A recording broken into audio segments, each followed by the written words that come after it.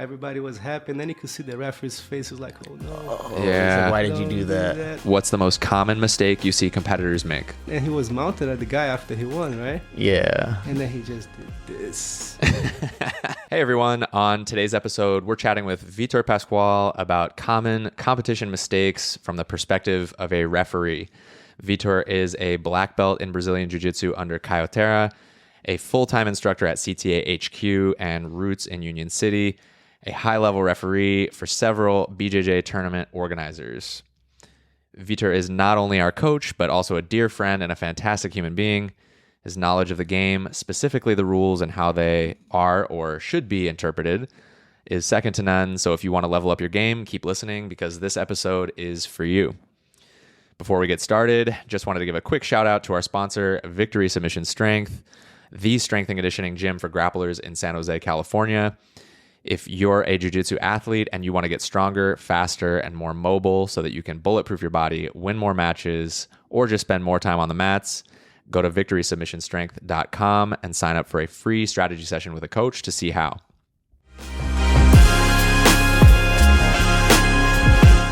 Welcome back to another episode of Thanks for the Roll, where we help jiu-jitsu athletes unleash their full potential on the mats. We're your hosts, Matt and Josh. Join us each week for actionable advice, expert insights, and the inside scoop on exactly what it takes to level up your game. Vitor, welcome to the show. Thanks for having me, guys. Absolutely. Lovely to have you. Let's just jump right into it. As a referee, what's the most common mistake you see competitors make? And I think mainly it's like not studying the rules, right? Like that means that every time you see, like you're gonna be scared, but how many times you see black belts, like high-level black belts that don't know the rules, maybe the penalties that they need to be careful about, like when they go to compete, and every time you see like people losing matches for very little things, that if they just read the rules a little bit more, right, like they could be avoiding that. And I think like most of the things like is in terms of rules, I think that might be the penalties. The main thing about the mistakes on tournaments might be the penalties, right? And like every time if they have a mistake that's like a gi that's too short or something that's a little specific that's fixable, it's easy to fix that on the time. It's gonna be a little nervous for them, but they can always fix. But when it's time to penalties and rules in general, that's the things that actually can change the match for the battle. Sometimes you feel that you're winning, and then you have no idea what's happening, and all of a sudden you're losing. So like I like to say that fighting with the rule book under your armpit is always the best strategy for to compete. Sometimes like you can see people that are way better than other people, and you see they end up losing because of those details on the rules. You know, like so strategies and like using the rules in your strategy game as well. And that's even happening at the black belt level. Yes. A lot of times you can see, like, I think a famous one that happened in the past was a guy that beat the guy for very little margin, right? I think it was like an advantage. And he simply got out of the match to celebrate. So he didn't know the rules about like celebrating, right? And then when he came back, you can see the referee. Oh, he left the mat. Yes. And is that a fleeing the mat disqualification, after or what is? The fight is done. Like you're not supposed to leave the mat until the referee raises your hand, right? So like this guy, like he was so excited, right? And he jumped out of the like to celebrate with his coach. It was nice to see, right? He was hugging everybody. It was nice. Everybody was happy, and then you could see the referee's face. He was like, "Oh no, yeah, like, why did you do that?" And then he came back, and the ref was almost like, "I'm sorry." Like, oh man, the advantage, right? The penalty and the advantage for the other guy, and the other guy ended up winning, right? And then he lost the final worlds because of that. Oh, that was the world final that he lost because he stepped off of the mat before. Yes, it was it was a very tight match. He won by advantage. And that he ended up losing by one penalty, right? He got the penalty and the advantage for the other guy.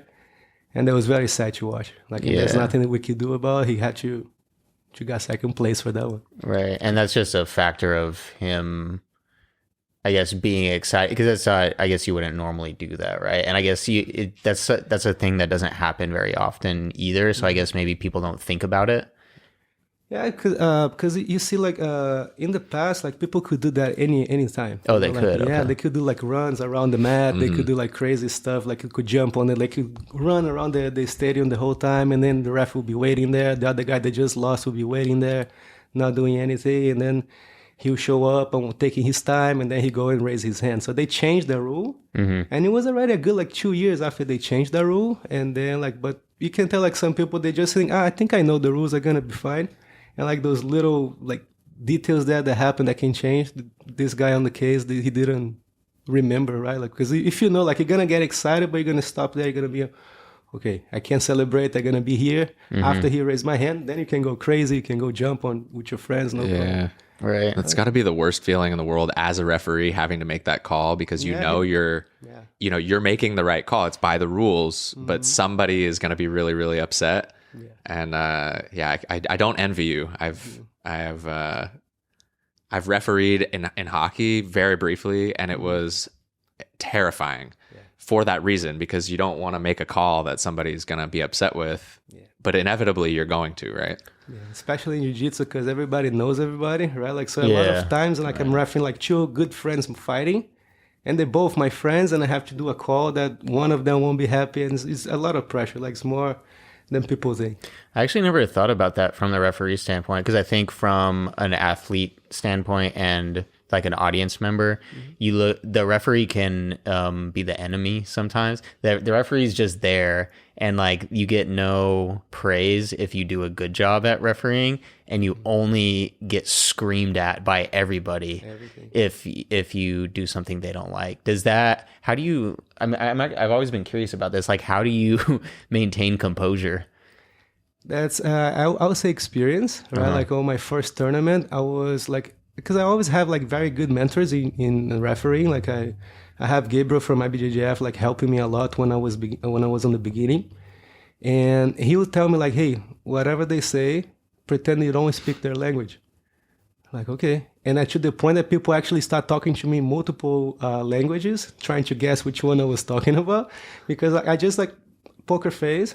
Like my heart on the first tournaments was like racing. Oh. Right? But I was just like showing outside like no emotion, right? Sometimes they will say some stuff that's like really, really aggressive, like really offensive. And you just have to filter, right? Like and see, like, and sometimes that on the beginning I'll say that will take my attention away for a little bit, but nowadays I just like block. It's actually like I'm putting a plug on my ear and then I don't hear anything.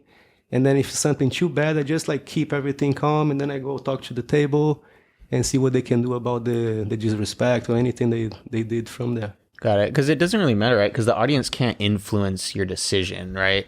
I see a lot of refs being influenced by that, because like let's say like you're reffing and you see your idol like screaming at your ear. Like, you should do 2 points, you should be this, and then you get nervous. You're like, oh, okay, this guy won like, I don't know, like 6 times world championships, and he probably know what he's talking about. So they can get into your mind if you stop to listen, right? Yeah. So like I don't care who's there. Like it can be like I already have like leaders of team like in my ear, like this, like you motherfucker, you got this. You wanna try to be the attention, and I was like just okay. He's very insecure. Okay. Yeah. All right. Okay. And then but I can't take my eyes from the match, right? Right. But I see a lot of people because of that pressure, because of the people that are screaming at their ear. You can see a lot of people doing bad calls, and you can see like their face, they get nervous, they open their eyes, they start shaking, they start moving side to side. And you can tell when people are like influencing on the fight like that. Yeah. Yeah.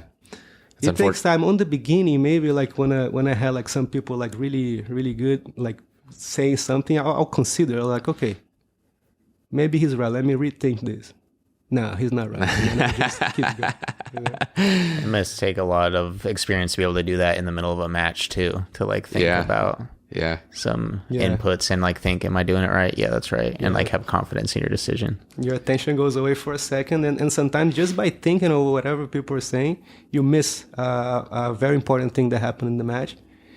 And that's when it goes like snowball, you know, and you can't, like, that's one mistake that leads to another one, and then it gets worse and worse, and then you have no control of the match. Yeah. And you just hope for the best. Yeah, you owe it to the athletes, right, to ignore the... Yeah. Can you can you, moving on from that, can you talk to us about the new IBJJF rules? Because I know they just came out with some stuff. Oh yeah, there's a lot of new like interesting stuff that people are talking about a lot now. Like some people love it, some people hate it, right? Like always IBJJF every year they have every year or every 2 years they have a update, right? And all these updates they are by the leaders of the big teams that have actually they have a lot of opinions, right? And they take in all the opinions they have to give, and they come up with this new set of rules. I think the main one that people are talking about a lot is like the 50-50 rule, right? And the ankle lock rule that when you can spin. Josh will love that, right? Yeah, Alini sent that to me, a reel on Instagram. Can you explain the ankle lock rule to me? The ankle lock rule, like we still respect the ripping rule, right? Like you can, like if you step on the hip, you're not supposed to move away cross on the inside line, so the ripping rule is still there. But once you have an ankle lock, you can now like go crazy. You can go inside and turn inside. You don't have to wait for your opponent to do that reaction anymore. You can turn their knee, but you can't cross your foot over the center line. So like people already seeing a lot of loopholes there. Like they just turn with everything they have, but instead of keep crossing the leg, they just hook behind the leg and go upside down. It's deadly. It's a really strong way to... Because you're still reaping a knee technically, but just not under the rule reaping anymore. You're twisting the knee. Yeah, right. So you can do that. Yeah. Okay. That's so crazy because this whole year of competing... Because didn't they switch it in Worlds like in 2022 where they had made a new ankle lock rule about somebody initiating the turn or something, and somebody got disqualified at Worlds because of that. Oh yeah, this and then they changed it back. Old. Like this rule has been on the books for a long time, and it was always like a referee interpretation, right? So every time the referee sees someone attacking the ankle lock, if the person attacking the ankle lock is actually trying to turn to the side of the attacked leg, and the other person defending was forcing in, you could follow it. Right, so that's okay. That's a rule that's being old in the books. So it's just like the problem. I think that's the reason they changed this rule right now is because it was like it was open to the referee. Yeah, to open to interpretation. Who was turning, who's not. And of course, the guy that turns in never says he's turning in. Like sometimes even in his head, he thinks he was turning outside. Right. And that was a place that a lot of fights because of this. They made a small adjustment. When they were correcting the Aoki lock. Aoki lock. Yeah, it's kind of hard for me. Aoki locky. Aoki locky. But like this one, like if you like you know, right, if you push the heel outside and then you crank it, that's a problem, right? But if you go into attack and then your opponent takes the heel outside and you keep cranking, it's not a problem. So I think that might be the next one they have to take a look because it's very confusing. That one's sketchy. Yeah. And Aoki lock, for people watching the video, that's can you explain that? That's when your heel pops out. Does it turn into like a heel hook pressure? It is actually a heel hook, right? Like when the heel pops out like that, the pressure is exactly like a heel hook, which makes like 10 times stronger than your straight regular ankle lock from there, which is also pretty strong. But the Aoki lock is hard to defend, you know, like. And is that why it's illegal? But it would be legal for like still brown belts in no-gi and up, right? No-gi, brown adult, right? Like brown belts and black belts adult, they can do everything now. They can rip, they can heel hook, they can toe hold through the other side, you know, like something that's not valid in the gi division. And at the black belt level in the gi, the Aoki lock. You can. No. You cannot. No. Okay. Unless like you're attacking and the person takes it off as you're attacking. Okay. That's what happens sometimes, and people don't understand why that was allowed and why the other one wasn't allowed. And it's basically betting that the ref saw that the person pulled their own heel out, right? And that's why that rule is weird, because it's another one that's left up to interpretation. Yes. Okay. And I think that's one thing that you see a lot, because the referee most of the time is not that close to watch. That's how Espen beat Megaton at the last Worlds, actually. And the ref, I think, the ref is on the other side, and he couldn't see it. Yeah, but you can see his heels out. Yeah. I think for me, that's the main problem with referees, like the positioning, right? Because most of them knows the rules, right?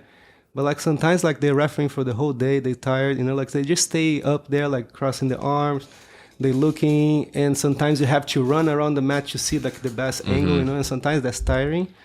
So I don't know, like that might be a solution for that. Maybe more rotation of referees, or maybe like I don't know, some course that just talks about like posture or like positioning during the match, you know, because if you see me refereeing, I'll be like a crazy person. I'll be running around, like going, doing push-ups. And Like that wrestling one where he slides across? Yeah. Yeah, you are a very dynamic referee. I have to, because if I miss something, I feel I can't sleep. I have a really bad, not bad, I think is a good thing. I can't sleep if I think I messed up something. Well, you want to do it right. You take pride in your... Because I've seen people like, yeah, I was tired. So yeah, it happens. Like, no. Yeah. I was tired. So if I'm tired, you gotta ask, okay, I need a break. Or sometimes we don't have an option of having breaks, right? So I just like, I don't know, take a coffee or something. And I force myself to be always around, to not miss those details. So I think the Aoki is that problem, right? Because like sometimes even if you're very well positioned, you won't be able to see because the gi's on the way. There's a lot of arms. Like in my opinion, they should like open for everything, so we don't have that problem, because you're gonna have to make some calls and not gonna make everybody happy. If you can't see. Open for everything, as in allow the like technique. Yeah. Like ripping. I don't mind the ripping too. Like maybe heel hooks. I'll think twice about that one because a lot of traction and the gi. This might be like hard to escape. But I don't see a problem like when you're exchanging ankle locks and Aoki lock or anything like that. I don't see a problem. Like it's pretty good. You can find differences for that. Or would you be talking about for all belts in competition? I would say brown and black. Brown and black. Yes. Got it. Okay. For now. So it's like bringing some of the no gi rule set over to the gi rule set for brown and black. No, I don't mind. For me, like I see a lot. I know a lot of people that have the opinion here. They're like, man, it's so complicated because like it's up to the referee. Just let everything go like old times, and we figure out again, and then we're gonna have way less problems than we have right now. Do you feel like there's kind of a pendulum where it swings back and forth, like a lot of they let a lot of things go, and then maybe people start to get hurt, and so they make more rules to negate that, and then now the rules are maybe overbearing or maybe intrusive in some way, or like you said, leave it up to interpretation from the refs, and you don't want that because you want the athletes to decide who wins and who loses, and so then it swings back the other way. And yeah, because if you think like way back in the day, heel hooks were legal. They were legal. Like you can see in the videos gi. In the gi. Like you can see people like heel hooking each other like crazy back in the day. But like back in the day, it was considered a bad thing. Like if you attack the foot, you were like a cheater. And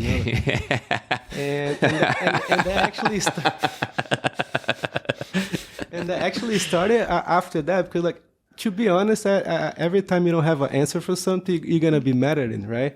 So if you don't try to look for the answers, right? And that's what I think what happened to jiu-jitsu at that time. They decide to block a technique they didn't know about, right? And every time you block something, there's gonna be always people around that's gonna, hey, I'm not from jiu-jitsu, I can do that, So they start exploring that to a point that it came back to us. And then at one point, like you could see like world championship getting tapped by small guys using heel hooks. So you can see like we neglect that part for a long time, and now we're trying to fix it. Like try to introduce back into competition. You see people saying like, oh, but it's gonna hurt a lot. Everything jiu-jitsu hurts, right? Yeah, you're not wrong. Right. So it's like now I hope people like take the time to learn these things that we kind of neglect for all this time.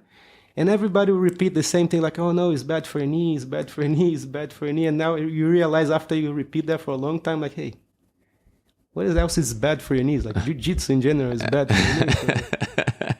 Right?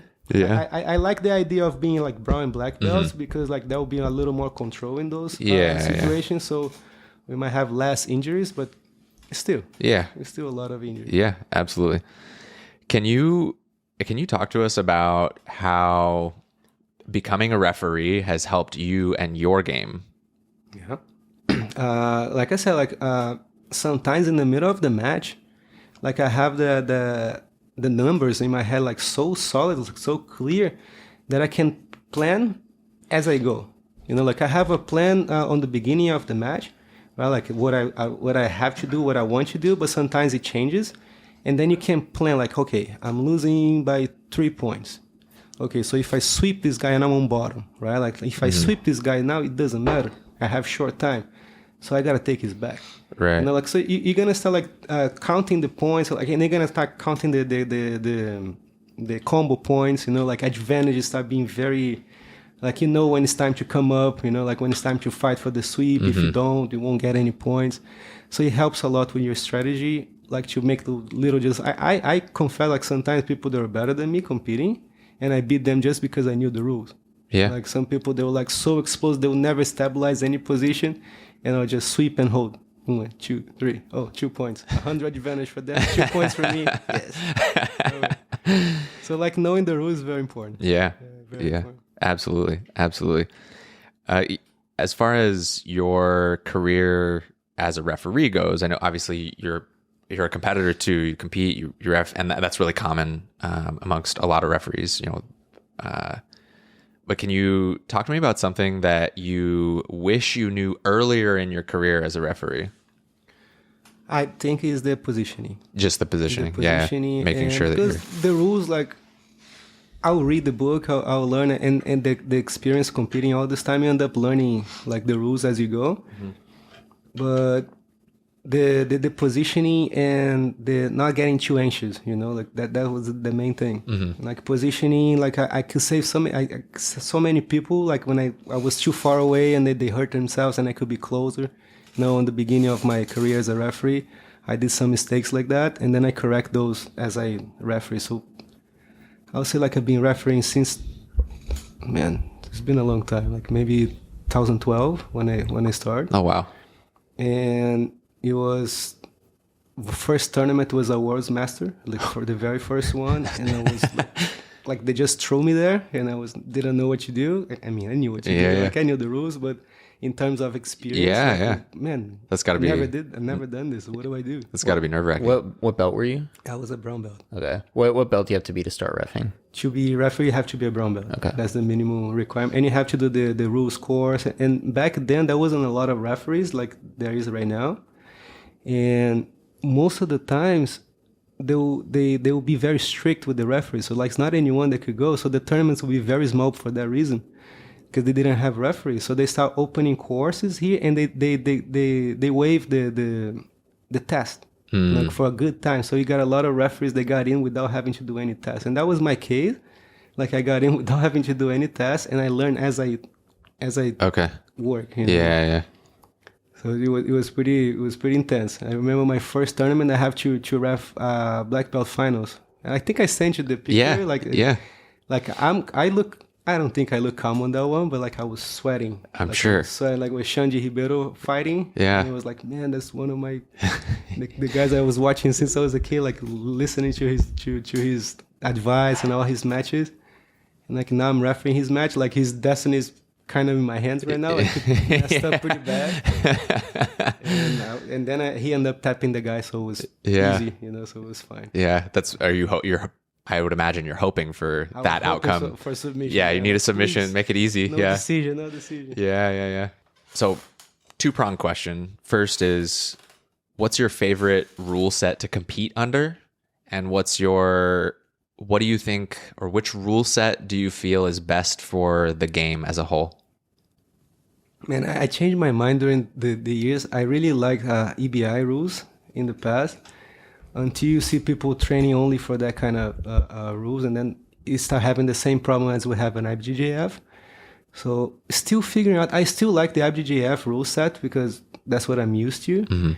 But I like the way the ADCC works too. You know, like that's it's really hard to have a takedown. You know, like you have to work. You cannot just pull guard sometimes. You know, you have to show that you have also wrestling. You know, you have also a standing game. And if nothing is clear, overtime until someone's winning, right? But that's the kind of thing you cannot do in a regular tournament, right? Otherwise, we're gonna have tournaments ending like 1 a.m. Yeah, because that takes a lot of time. If every match go to overtime, yeah. So I feel like in terms of big tournaments, that's a lot of people. I like the IBJJF rules more because it gives you an answer like that's it. You win, you don't. Okay. That's it. But like in terms of big events, I would say ADCC. Okay. I like the rules of ADCC better. Cool. Is there where was I going to go with that question? I lost it. It's okay. Cool. Do you want to jump into hot takes? Or did you have something you wanted to add? Well, actually, I brought something that but I want to show you Vitor. Uh-oh. And I want to know if you recognize this. Yes. Can you tell the audience what this is that we're looking at? This was a moment that Josh was so excited that he won, right? Is that the one? Yes, that is a World's 2022 T-shirt. I remember that. And he got so excited that he won, and he was mounted at the guy after he won, right? Yeah. And then he just did this. Split second. The guy on top of the guy. Split second. Oh my god! And then I was like, oh my god, why did he do that? Why? And I was so mad. I was like getting my phone, like, don't ever do that again, man. Come on. I have the text messages. That was funny though, but don't do that again. Yeah. You said I have it right here. Oh, you do? Yeah, I sent him the picture. Nice. Yeah, for the camera there, and you said, I knew inside you were probably dying, and on the outside you said, "Oh my, ha ha ha ha ha! Don't do that again, brother! Ha ha ha ha ha!" Lots of laughs. Yes. I said it was the end of the match. We were getting up. You said do that only after the ref raises your hands. I've seen people fighting over this. Yes. And so as a referee, going back to like the celebration issue, I guess I'm curious. So like there was that instance you mentioned where the guy ran off the mat and he had to be DQ'd. What if, regardless from like the rules standpoint and stuff, what is your opinion on celebrations in BJJ matches?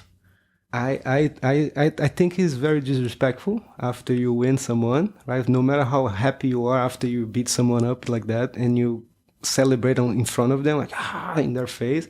I think that's a little too much. I don't like to like hold that to yourself too. I think that's important too. Like you have to always like scream after you win is very important, but showing respect to your opponent, because they're having the same battle as you had, like they were like trying as hard as you trying.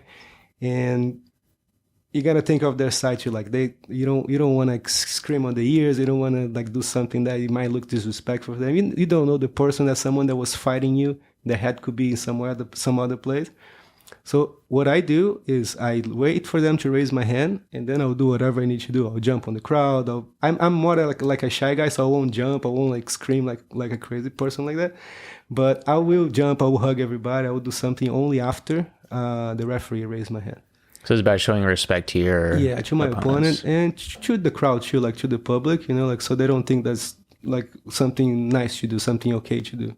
Oh, so it's like setting an example for the sport, for the students. Okay. Yeah, because you're also, I guess for everybody watching, you coach at a couple gyms. You coach in... CTA and Roots. Yeah, and you're always... I've seen your matches like at Master Worlds and everything. You're always very conscientious of like the example you're setting. Yeah. And it seems like that's important for a coach especially, so... I think so, because like imagine if I said like talking crap to the person after I beat them, like, and then the next day I wouldn't be able to call you out when you did that, like I'll say like, hey Josh, don't do that anymore, and you say like, oh, but you did that to that guy. I will have no argument there, so I try to always do that, and that's something that I like to do, to be respectful to, like something that makes me feel good, and I'll do. But it could be the DQ for that match. That was already in the rules. So the referee just like played the Stevie Wonder there, like, and then I wanna. That was good. You don't want that was funny. to end your journey, because we think about the athletes all the time. So like when something very silly like that, like, oh man, that guy was excited. He wasn't disrespectful, like I could, but I won't. Like it's not. Right. Even his opponent wouldn't like that. Like, I don't want to win like that. Right. Yeah. But you gotta try to avoid it, because if you get someone on the other side that actually, oh, he's celebrating. What do we do? And then we'll have to. I've seen they changed this rule, like I believe, because after winning, people will start having celebrations that were for the team. Like we have the CT after we raise the hands, right? But back in the days, they'll have like certain celebration that were very like you have to walk over the person to do it. And that was one time the person got up and started a fight. Like people, that's what I told you. Like people actually fight over this thing. Like their hot heads, like they're trying they're fighting. And then after one lose, they're super mad, and he see their opponent like doing something like that, they're gonna want to fight. Got it. Sometimes. Is there an athlete or athletes in today's game that you would love to referee a match for or hate to referee a match for? Man, like the matches I love to watch the most are my weight, and they are usually the worst to referee.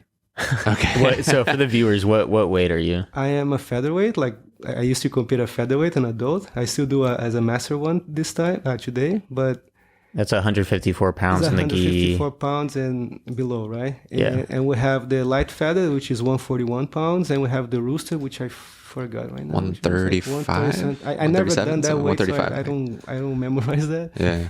But it's like very fast. The pace is very fast, you know. Like, and you start getting a little slower on the lightweight. Lightweight can be super fast too, but that's when you start getting more solid, you know. Like people don't move as fast.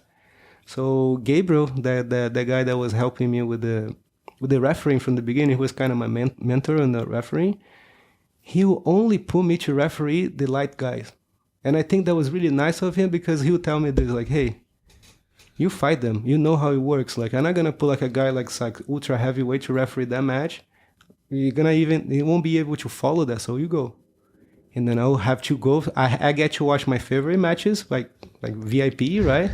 But they are the worst to referee. So like nowadays, like the worst match to referee is like any match that has Fabricio Andre or like really explosive athletes. guy or those guys, they're like super fast. Like you're gonna miss something. Yeah. You know? Like you're gonna see the other referees standing up and correcting you for sure. Right. Or the camera telling you to go back. I think of like the Ruotola brothers would probably be absolutely miserable Are they lightweight? referee. they're gonna be gonna be hard. Just because they're so dynamic. Not to ref. Yeah. To ref, I would imagine that would be kind of nerve wracking. Are you can you talk to me about the earpiece? Because like I don't know what's going on, but sometimes I see a referee talking to somebody and they got an earpiece on. Yes. And so like if you're reffing a Fabricio match or something, are I you will talking need to that. somebody? I Okay, really why? need that Can you explain because, that? There's 3 referees in the match, right? The main referee will call the points, right? And the other referees, they're pretty much for the decision, right? They're not supposed to stand up and correct unless it's something that they think is very important, but it's very rare. And there are 2 referees outside with the camera. They have one camera that has like a 5 seconds delay, and they have another camera that's 10 seconds delay. So whatever that happens on the match, they already turn to the camera, they look at the camera and see what happened. And if they have a doubt, they watch the 10 seconds delay camera, and they will see the same frame in 10 seconds space. Oh, right? got it. And then if something goes wrong, they'll call on the mic or the referee, the main referee that has the piece, and they'll say like, hey, that wasn't 2 points, come back. And then the referee has to do this sign here to show the public that he's being corrected by the video.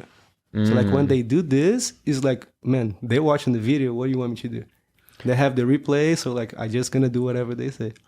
And do they have that video system at every IBJJF competition? Now they're trying to apply like every table will have the camera, so they're gonna have like more than one like main referee, like the coordinator there. Usually it's just one, but now they're gonna have a little more to be able to check all these areas, you know. But they're trying to apply now one thing. They have cameras in every match. They're trying this right now, but it might be very helpful because like having cameras, you can go back anytime, and it's like the VAR, right? Like from soccer. Yeah. So it's gonna be really good if they get you to follow with that. If they can keep up with that pace, you know, because that's a lot of cameras, a lot of referees to watch. It's kind of tough. They need a lot of people to work, staff. Got it. Cool. Hot takes? Hot takes. Hot takes. It's a flamethrower. Okay. So the way it'll work is I'll give you a topic and you just tell us your opinion on that topic in 20 seconds or less. I actually had Josh's celebration after his first win at Master Worlds 2022 on here. That was the first hot take. But we got it. It's okay. No worries. I thought it would be fun to put a time constraint on that answer in particular, but I'm glad we got to talk about it. 20 seconds. Okay. Ready? Yes, I'm ready. Hot takes. BJJ warm-ups. Go. Important to a point, but not so important to go crazy on it. Okay. What would constitute crazy? Like 30 minutes warm up. Okay. Just the length of time. What about burpees in the warm-ups? I don't see a reason to. Okay. 20 seconds. Good answer. Okay. All right, next one. Leg locks for lower belts. Go. Okay, I don't see a problem. I just like if it's well done, it's okay. I just think that they don't have much control yet. So like I understand the rule being from brown and black. Cool. What about in the gym? In the gym, it's okay to try as long as you tell your partner you're going for it. Nice. 20 seconds. Cool. Last one. Cross training at other BJJ gyms. Go. Completely fine. Actually opens your game for different situations, right? Like sometimes you're too close to your gym and you only see the same technique, so it's nice to open, but I feel that it's important to have a home too. Like a place that you learn your sequence, everything for like a good foundation, you know? Cool. Nice. 20 seconds. You're a beast, man. It's beautiful. That was fantastic. Thank you so much for chatting with us about all of that. I learned a lot. I'm really excited to get this out, and hopefully other people learn some stuff from it too. Before we go, where can people find you if they want to reach out? Yeah, right now I'm teaching a CTA, like the headquarters, right, in San Jose, under Professor Kaya Terra. And I teach the morning class at 6:30, 6:15, depending on the day. You guys can check on the website if you want. And lunchtime. A CTA headquarters, and I teach kids and adults at Roots in Union City, which is a gym I've been teaching for a long time. I'm very proud of the results we have there. And if anyone want to check it out, if you guys in the area, San Jose, Union City, like kind of Oakland area too, you guys can always visit and check it out. Cool. Be there. What about social media? Social media is Vitor Paschoal CTA. That's the handle on Instagram is the one I use more now. And all of them will be Vitor Paschoal, my name. It's going to be easy to find me. It's usually me wearing gi. Black It's a guy that looks like you. Yeah. And looks like me too. Yeah. It will be easy to find, but the handle is Vitor Paschoal, CH. Okay. Vitor Paschoal, CH, CTA. Okay, that's my handle. Very good. Okay.